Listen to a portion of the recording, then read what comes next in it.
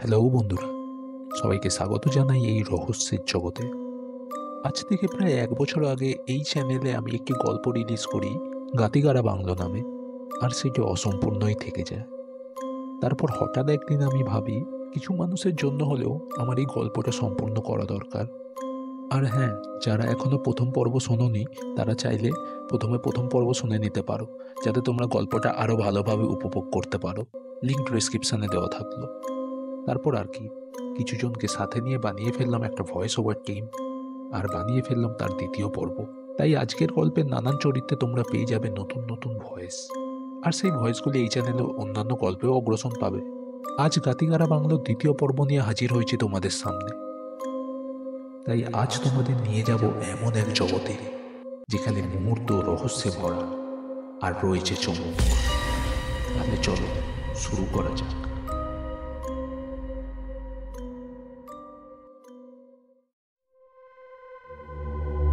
কলকাতার অন্তরালে কিছু অদেখা রহস্য মাথাচাড়া দিয়ে ওঠে, যেখানে প্রত্যেকটা রহস্য নিয়ে আসে এক অজানা ভয়।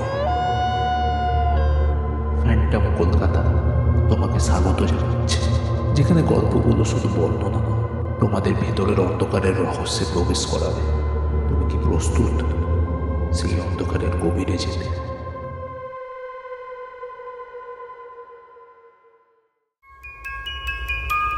শুরু হচ্ছে আজকের গল্প, রাজপ্রাসাদ, গাতিগারা বাংলো, দ্বিতীয় পর্ব।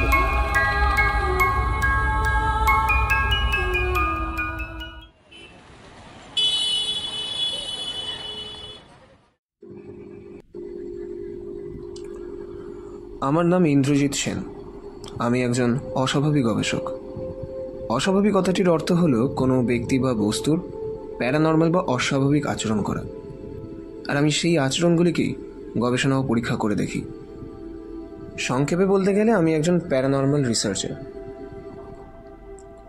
জীবনে অনেক গবেষণাই করলাম, যেমন মেঘালয়ের জঙ্গলে বড় লোমওয়ালা প্রাণীর রহস্য উদ্ঘাটন, পুরুলিয়ার জঙ্গলে নরখাদকের রহস্য উদ্ধার এবং কত কি। পুরুলিয়ার বেগনকোদর স্টেশন নিয়ে বেশ শোরগোল উঠেছিল মাঝখানে, খবরও দেখানো হলো, কিন্তু সেখানে আমার নাম কোথাও নেওয়া হলো না। আরে, আমি এনওসি রিপোর্ট জমা না করলে সরকার হয়তো স্টেশনটিকে আবার খোলার মতো সিদ্ধান্তই কখনো নিত না। ভগবান জীবনে টাকা পয়সা তেমন অভাব রাখেননি, কিন্তু আমার কল্পনার বাস্তবের মধ্যে একটা অদৃশ্য দেওয়াল আজও রয়ে গেছে। এই পৃথিবীর কিছু মানুষের মতে এই আলোর জগৎই শ্রেষ্ঠ, অন্য জগতের অস্তিত্ব তাদের কাছে অনস্বীকার্য। কিন্তু আমার মতে তা হওয়া সম্ভব না। আলো যদি থাকে, তবে আধারের অস্তিত্ব থাকবেই। আধার ছাড়া আলোর অস্তিত্ব সম্ভব না। আলোর উৎস হলো শক্তি, যাকে আমরা ইংরেজিতে এনার্জি বলি। পজিটিভ আর নেগেটিভ এনার্জির মেলবন্ধনেই আমাদের সমগ্র সৌরজগৎ তৈরি, আর আমি সেই নেগেটিভ এনার্জির উৎস, অর্থাৎ সেই ডার্ক ওয়ার্ল্ডের অধিবাসীদের অস্তিত্ব প্রমাণ করতে চাই। তারই এক প্রচেষ্টা করতে চলেছি আগামীকাল। গত 2 দিন আগে এক ওয়েবসাইট থেকে শিলিগুড়ির কাছাকাছি এক বাড়ির সন্ধান পাই। বাড়ি বলা ভুল হবে, বরং বলা হলো এক রাজপ্রাসাদের সন্ধান পাই। অধিকারী ব্যক্তি ওয়েবসাইটে পোস্টটির বিবরণে বিস্তারিতভাবে লিখেছেন যে প্রাসাদটিতে প্যারানর্মাল অ্যাক্টিভিটি, অর্থাৎ ভূতের কার্যকলাপের সন্ধান পাওয়া গেছে। সঠিক তথ্যের সাথে এনওসি চাই। এনওসি জমা দিতে পারলে 20 লক্ষ টাকা নগদ দেবেন ওই ব্যক্তি। অনেকদিন কোনো কেস হাতে পাইনি। এই কেসটা হাতে পেলে বেশ কিছুটা টাকাও আসবে, আর একটু প্রশিক্ষণও হয়ে যাবে। আমার বন্ধু প্রণবের সাথে কথা হয়ে গেছে। প্রণব পুলিশ অফিসার হওয়ায় তদন্তের ব্যাপারে আমাকে বেশি মাথা ঘামাতে হয়নি। প্রাসাদটির ব্যাপারে কিছু সন্ধান পেয়েছি। বাড়িটা নাকি ব্রিটিশ শাসনকালে তৈরি। 1992 সাল থেকে বাড়িটা নাকি খালি পড়ে আছে। কেউ জানে না ওই বাড়ির মধ্যে কি আছে, তাই মানুষ ভয়ে ওই মুখ হওয়া বন্ধ করে দিয়েছে। বাড়িটিকে স্থানীয় জনগণ নীল সাহেবের কুটির নামে চেনে। তাছাড়া আরও একজন ব্যক্তির সন্ধান পাওয়া গেছে। তারা নাকি 8 পুরুষ ধরে নীল সাহেবের কুটিতে এক বসতি পরিবারের দেখাশোনা করেছিলেন। তার থেকে ভালো হয়তো এই বাড়ির ব্যাপারে আর কারোর জানা সম্ভব নয়। এখন শিলিগুড়িতে 2টো কাজ। প্রথমত সেই ব্যক্তির সাথে দেখা করা, দ্বিতীয়ত সেই ভুতুড়ি প্রাসাদকে ভালো করে পর্যবেক্ষণ করা এবং কিছু স্যাম্পলস এবং ফটোগ্রাফ সংগ্রহ করা। প্রণবের দিদি বাড়িও শিলিগুড়িতে। তাই ঠিক হয়েছে ওই 3 দিন শিলিগুড়ি ট্যুরে আমরা প্রণবের দিদির বাড়িতেই থাকবো। প্রণব আমাদের যাওয়ার কথা তার দিদিকে যথাযথভাবে জানিয়ে দিয়েছে। আমাদের জন্য ঘরও ব্যবস্থা করে রেখেছে দিদি। তাই আমরা কাল রওনা হব শিলিগুড়ির জন্য। 23 এপ্রিল 2016 আমরা রওনা হলাম শিলিগুড়ির জন্য। রাত 8:15 ট্রেন ছাড়লো শিলিগুড়ি থেকে।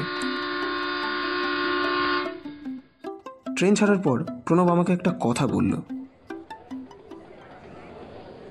শোন ইন্দ্র, তুই প্রাসাদ তদন্ত করতে যাচ্ছিস, সেটা খুব ভালো কথা, কিন্তু একটু সামলে থাকিস ভাই।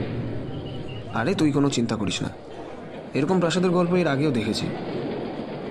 আরে হ্যাঁ, মানছি তুই এর আগে এই ধরনের কেস অনেক দেখেছিস, আমি জানি, কিন্তু এই বাড়িটার ব্যাপার সম্পূর্ণ আলাদা। নইলে এমনি এমনি বলছি না, বাড়িটা প্রায় 18 বছর ধরে বন্ধ পড়ে আছে, and we don't have any idea যে আসলে ওর ভেতরে কী চলছে। ভূত, প্রেত, দৈত্য, দানব থাকুক বা নাই থাকুক, এইসব জায়গায় ওই আতঙ্কবাদী, ডাকাত এদের আস্তানা কাটতে বেশিক্ষণ সময় লাগে না। তারপর প্রণব আরও একটা কথা বলে উঠল। জানিস তো ইন্দ্র, একটা ব্যাপার আমার প্রচণ্ড খটকা লাগছে। খোঁজ লাগিয়ে জানতে পারলাম জমিদার বাড়ি নির্বংশ হওয়ার জাস্ট কিছু মাসের মধ্যে এই গ্রাম নাকি পুরো উজাড় হয়ে যায়। মানে আমরা যেখানে তদন্ত করতে যাচ্ছি তার আশেপাশে কোনো লোকালয় নেই?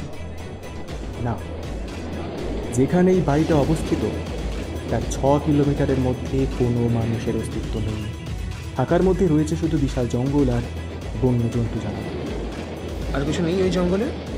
হ্যাঁ, একটা কাঁচা রাস্তা রয়েছে বটে, যা ওই ডুয়ার্সের দিকে চলে গেছে। হাইওয়ে তৈরির আগে পর্যন্ত ওই রাস্তাটাই ব্যবহার হতো, কিন্তু অনেককাল হলো সেটাও বন্ধ হয়ে গেছে। কথাবার্তা শেষ করে আমি আর প্রণব তাড়াতাড়ি ঘুমিয়ে পড়লাম, কারণ ট্রেন ভোরবেলা শিলিগুড়ি পৌঁছাবে। 24 এপ্রিল 2016 আমরা শিলিগুড়ি পৌঁছলাম ভোর 5টায়। বেশ একটা হাওয়া বদলের আমেজ পাচ্ছি। আগে থেকে খবর দেওয়ায় গাড়ি আমাদের জন্য স্টেশনের বাইরেই অপেক্ষা করছিল। স্টেশনের বাইরের দোকান থেকে 1 প্লেট গরম গরম কচুরি খেয়ে গাড়িতে উঠলাম। খাবারে যেমন তেল তেমন স্বাদ। শিলিগুড়ি ভ্রমণের প্রথম অভিজ্ঞতাটা নষ্ট করতে না চাইলে এই কচুরি না খাওয়ার পরামর্শ দেব। শিলিগুড়ি স্টেশন থেকে প্রণবের দিদির বাড়ি 12 কিলোমিটার। বেশ কিছু চা বাগান আর পাহাড় আছে পথে। দেখতে দেখতে যখন দিদির বাড়ি পৌঁছলাম তখন বাজে 7:30। ঘরে ঢুকতেই দিদি বলল, কি রে, তোরা এসে গেছিস? তাড়াতাড়ি হাত মুখ ধুয়ে নে, তোদের জন্য গরম গরম কচুরি বানাচ্ছি। আবার কচুরি? কেন রে, কি হয়েছে? আরে আর বলিস না দিদি, স্টেশনের কাছে একটা কচুরির দোকান থেকে এমন কচুরি খেলাম যে 1 মাস আর কচুরির মুখ দেখতেই ইচ্ছে করবে না। তার যেমন তেল তেমন জঘন্য স্বাদ। তাহলে কি খাবি বল, আমি সেটাই বানিয়ে দিচ্ছি। তুমি বরং আমাদের জন্য ম্যাগি বানিয়ে দাও, কি বলিস প্রণব? হ্যাঁ হ্যাঁ, ওটাই বেস্ট হবে। আচ্ছা বেশ, তোরা গিয়ে হাত মুখ ধুয়ে নে। দিদির সাথে আলাপ আলোচনা সেরে ঘরে ঢুকে ব্যাগ রেখে প্রণবকে জিজ্ঞাসা করলাম, তাহলে আজকের প্ল্যান কি? তুই ফ্রেশ হয়ে নে, তারপর আমরা একবার পুলিশ স্টেশনের দিকে যাব। ওই লোকটার ব্যাপারে একটু ডিটেলসে খবর নিতে হবে, বুঝলি? আমাদের কথা শেষ হতে না হতেই প্রণবের দিদি 1 প্লেট গরম গরম ম্যাগি এনে ধরিয়ে দিল। কি রে, তোরা এখনো হাত মুখ ধুসনি? শিগগিরই যা বাথরুমে। উফ দিদি, তুইও না, এই তো সবে ঢুকলাম, 5টা মিনিট একটু বসতে তো দে। আচ্ছা তোরা ঝগড়া করিস না, আমি প্রথমে যাচ্ছি, তারপর প্রণব চলে যাবে। ফ্রেশ হয়ে আমরা দুজন বেড়াতেই যাব, তখনই ম্যাগির প্লেটটার দিকে চোখ পড়ল। এই রে, ম্যাগিটা খেতে তো ভুলেই যাচ্ছিলাম, ভাগ্যিস চোখে পড়লো, নইলে বাড়ি ফিরে আবার ঝাড় খেতে হতো দুজনকে। ধর ধর, শিগগিরি ধর, খেয়ে নে চটপট। স্টেশনে সেই কচুরির পর এই ম্যাগিটা খেয়ে যেন মুখের স্বাদ ফিরল। ম্যাগি শেষ করে আমি আর প্রণব রওনা হলাম পুলিশ স্টেশনের উদ্দেশ্যে। পুলিশ স্টেশনে গিয়ে জানতে পারলাম লোকটার নাম পীর তামাং, আর সে এখন দার্জিলিংয়ের লেপচা নামক এলাকার বাসিন্দা। আমি হাবিলদারকে জিজ্ঞাসা করলাম, এখান থেকে লেপচা যেতে কত সময় লাগে? ওই ধরুন 1.5-2 ঘন্টা মতো। হাতে সময় মাত্র 3 দিন, একটাও মিনিট নষ্ট করা যাবে না। তাই আমি আর প্রণব রওনা দিলাম লেপচার উদ্দেশ্যে। প্রায় 3 ঘন্টা পর আমরা পৌঁছলাম লেপচাতে। তার ঠিকানা পেতে খুব একটা কষ্ট হলো না, 2-4টি দোকান জিজ্ঞাসা করতেই বলে দিল। বাড়িটা ছিল সাধারণ লোকালয় থেকে একটু দূরে আর উঁচুতে। গিয়ে দেখি পীর তামাং বাইরে দাঁড়িয়ে আছে, বয়স্ক একজন লোক, কিন্তু দেখে বোঝা যাচ্ছে হাত পা বেশ সক্ষম। আমাদের দেখে তিনি যখন সবটা খুলে বললেন, তখন জানতে পারলাম ওয়েবসাইটের বিজ্ঞাপনটা উনিই দিয়েছিলেন। ফোন হারিয়ে যাওয়ায় ওয়েবসাইটে দেওয়া নাম্বারটাও সুইচ অফ হয়ে যায়। তারপর তিনি তা নিয়ে অত মাথা খাওয়াননি। এতদিন পর ওই ওয়েবসাইটে বিজ্ঞাপন দেখে 2জন মানুষ এসেছে, তাই তিনিও অবাক হচ্ছেন। তিনি বাগানে 2টো চেয়ার পেতে দিলেন আমার আর প্রণবের বসার জন্য। আমি আর প্রণব চেয়ারে বসলাম। কিছুক্ষণ পর একটি মেয়ে চা নিয়ে এলো। প্রথমে মেয়েটিকে ভালো করে লক্ষ্য করিনি। চাটা টেবিলে রেখে যখন ভিতরে যাচ্ছিল তখন আমি তাকে লক্ষ্য করলাম। পরনে সাদা চুড়িদার, চুলগুলি কোমর অবধি, তার বাঁ হাতে একটা রূপালী ব্রেসলেট। কিন্তু সবথেকে মজার ব্যাপার হলো, সে আমার থেকে 10 হাত দূরে থাকাতেও তার মধ্যে একটা অদৃশ্য শক্তিকে আমি অনুভব করতে পারছি। জানি না প্রণব কতটা বুঝতে পারছে। আমার মেয়ে সঞ্জিয়া ছোটবেলা থেকেই খুব শান্ত, কারুর সাথে খুব একটা কথা বলে না। ও আচ্ছা, আপনি বাড়িটার ব্যাপারে কিছু বলছিলেন? হ্যাঁ, জানি না তোমরা এই ব্যাপারটাকে কতটা গুরুত্ব দেবে, কিন্তু এই বাড়িটাকে সহজভাবে লিও না। বাড়িতে ঢুকলেই তোমরা বুঝতে পারবে এই বাড়িটায় অন্ধকারের আলাদাই মায়া আছে, যার ফলে আস্তে আস্তে সমগ্র এলাকার জনমানব শূন্য হয়ে পড়ে। কোনো জীবজন্তুও ওইমুখ হয় না। আপনি বাড়িটার ব্যাপারে একটু বিস্তারিতভাবে বললে ভালো হতো। শোনো বলছি তবে। 1800 শতকে রাজা নারায়ণ সিংহ সিলেট থেকে এখানে আসে। রাজার সাথে আসে তার পরিবার আর একটা ফুটফুটে শিশু রাজকুমার রাজনারায়ণ সিংহ।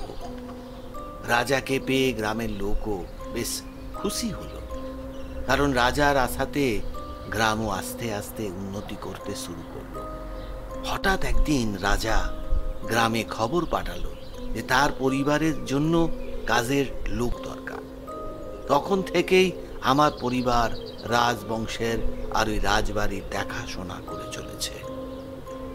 আচ্ছা, ওই রাজবাড়ির মধ্যে তুই থাম না, বলতে দে ওনাকে।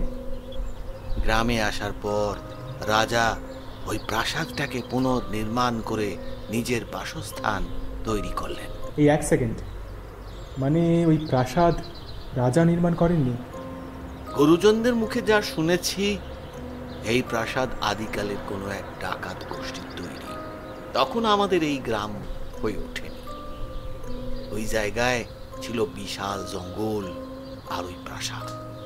আমার বাবা মা বলতেন ওই প্রাসাদ নাকি নিজেই জ্যান্ত।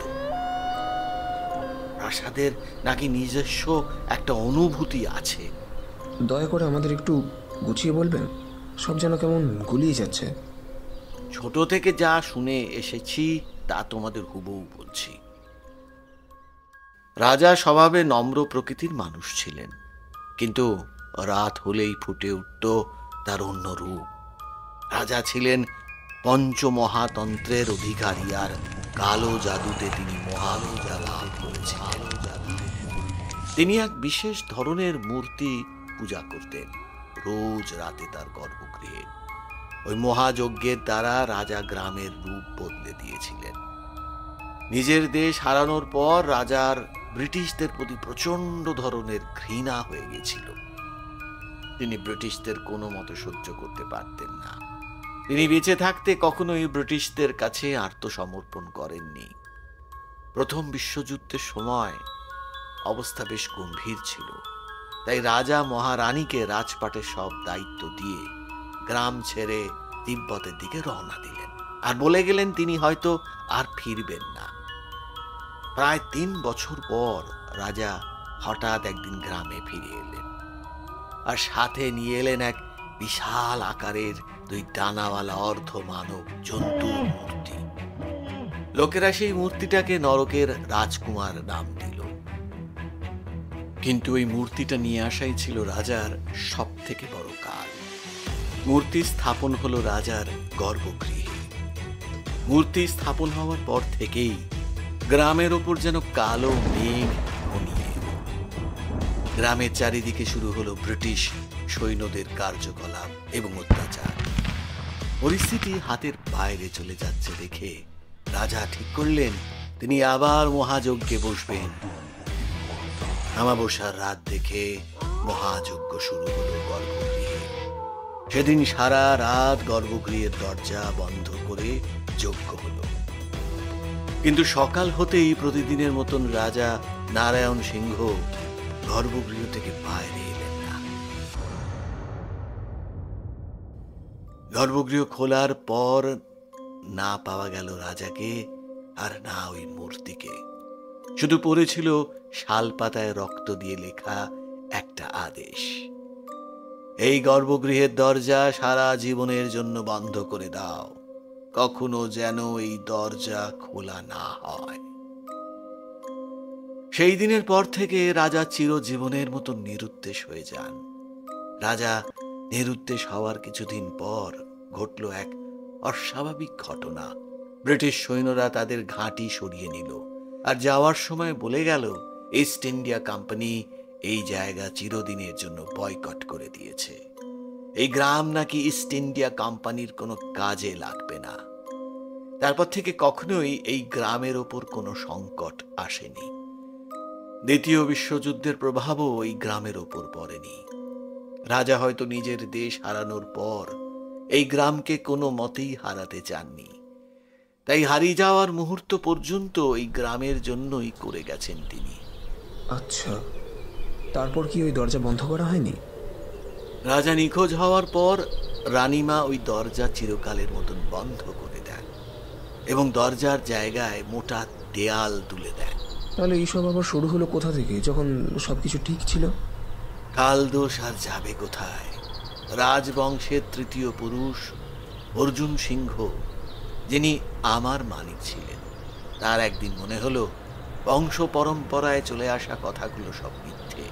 ওই দেওয়ালের পেছনে হয়তো তাদের কোনো পৈতৃক ধন সম্পদ লুকোনো আছে। এই লোভে তিনি দেওয়াল ভেঙে ফেললেন।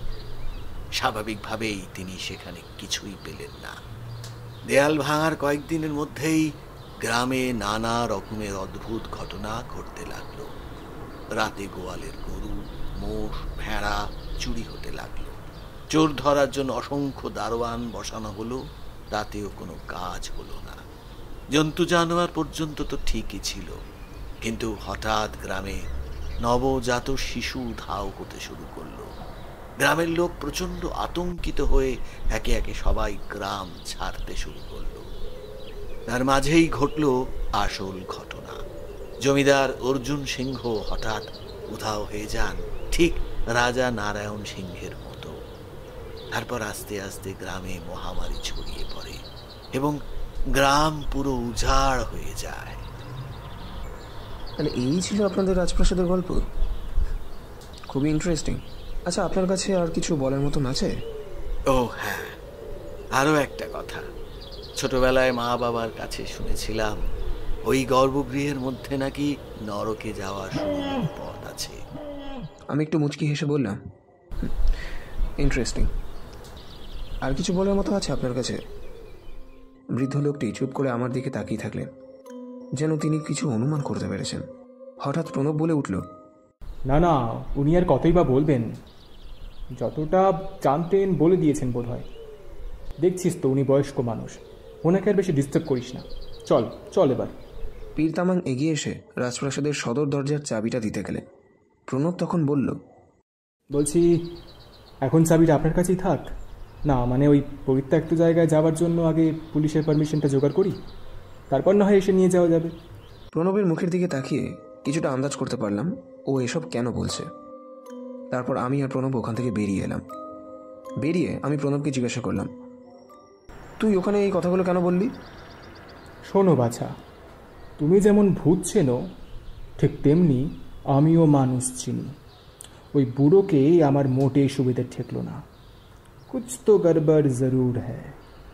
আর তাছাড়াও এখন কাউকে জানিয়ে ওই এলাকায় যাওয়া মানে ইনভিটেশন দিয়ে সাক্ষাৎ যমদূতকে ডেকে আনা।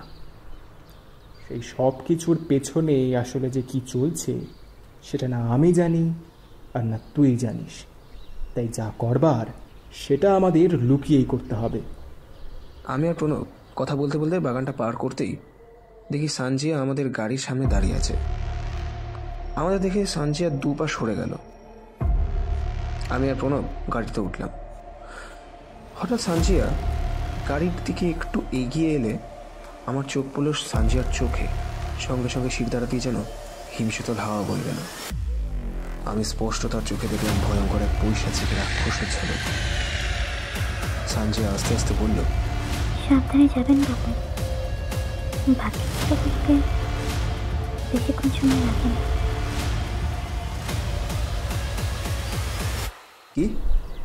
কি বলতে চাইছে এই মেয়ে? কিছু তো বুঝতে পারছি না। তখনই প্রণব গাড়িটা স্টার্ট দিয়ে এগোতে শুরু করলো। লুকিং গ্লাসে দেখলাম মেয়েটা ঘরের ভেতরে চলে গেল। প্রণবের মুখের দিকে তাকিয়ে মনে হলো না সে কিছু শুনেছে বা বুঝেছে বলে। সেদিনের মতো আমি আর প্রণব বাড়ি চলে এলাম। বাড়ি ফিরতে আমাদের রাত 9টা বাজলো। রাতের ডিনার আমাদের রুমে পৌঁছে গেল। ডিনার শেষ করে আমি আর প্রণব ব্যালকানিতে গিয়ে বসলাম। প্রণব আমাকে জিজ্ঞাসা করলো, কিরে, আগামীকালের প্ল্যান কি? ভাবছি কাল গিয়ে একবার জায়গাটা দেখে আসি।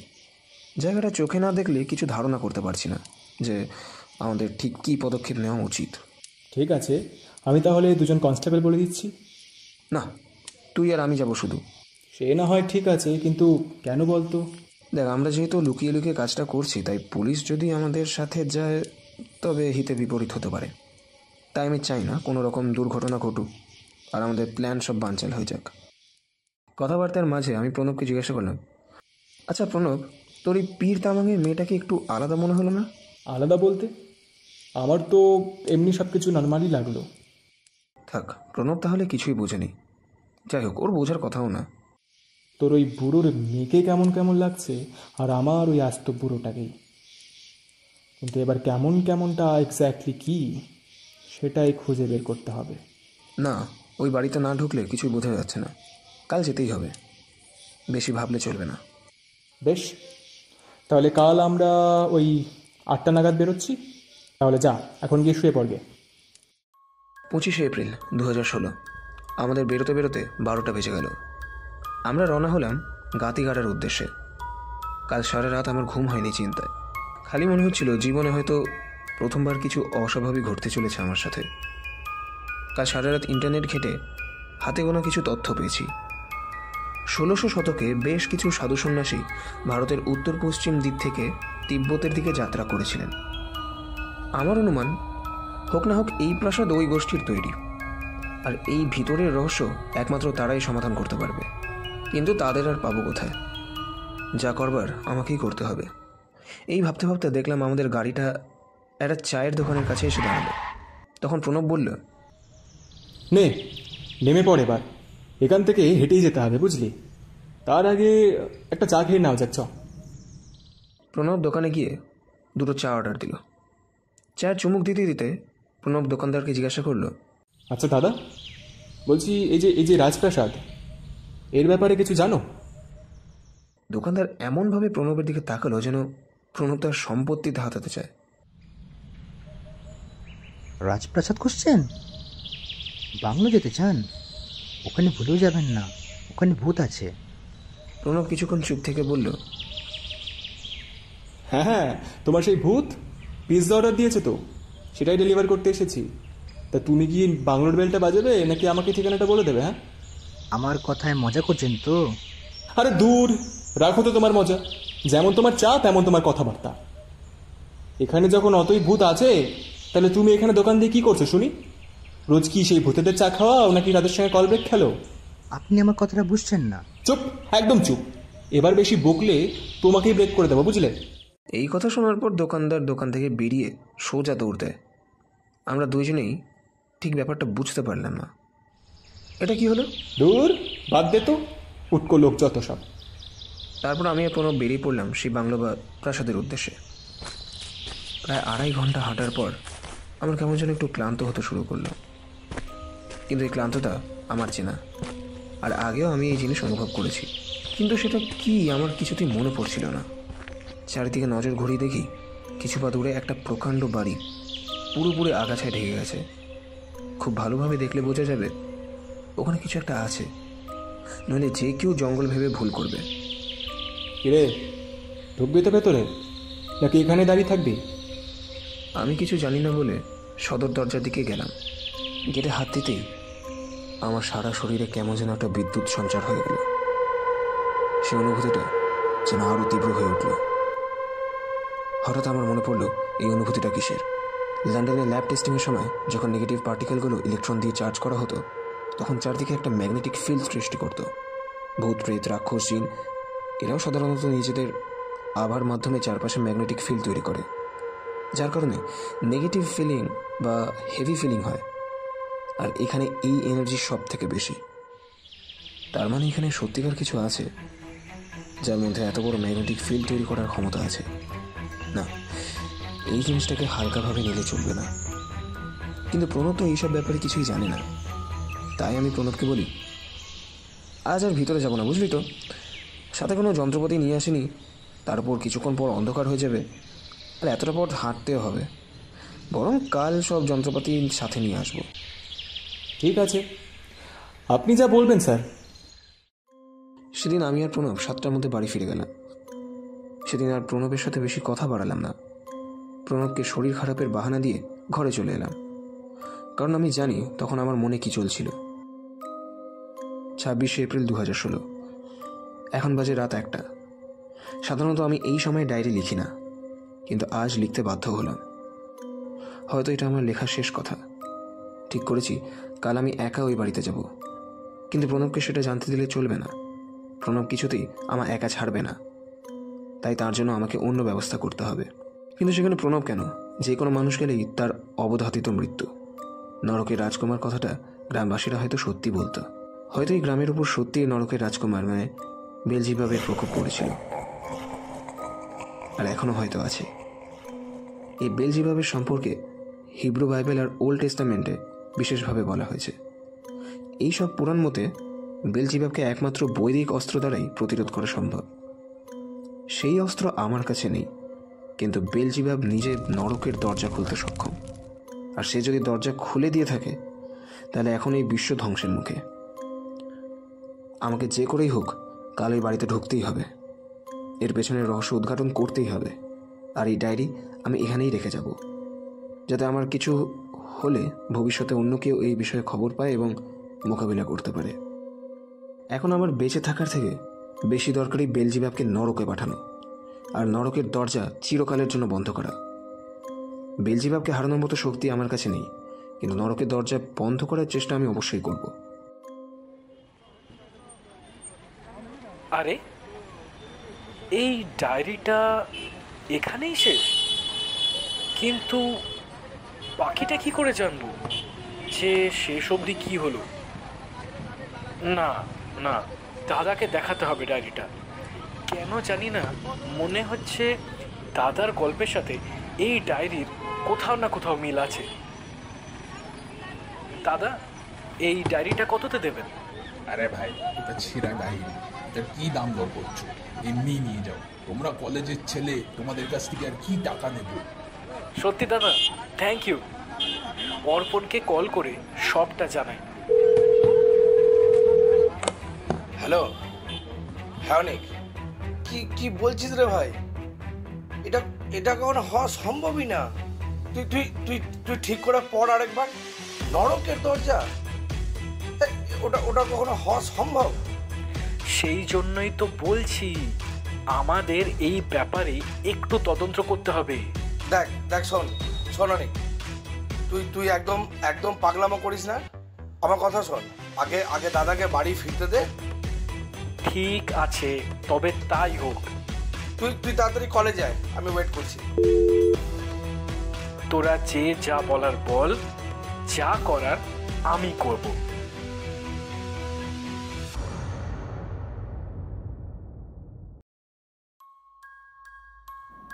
শেষ হলো আজকের গল্প রাজপ্রাসাদ গাতিগাড়া বাংলো দ্বিতীয় পর্ব।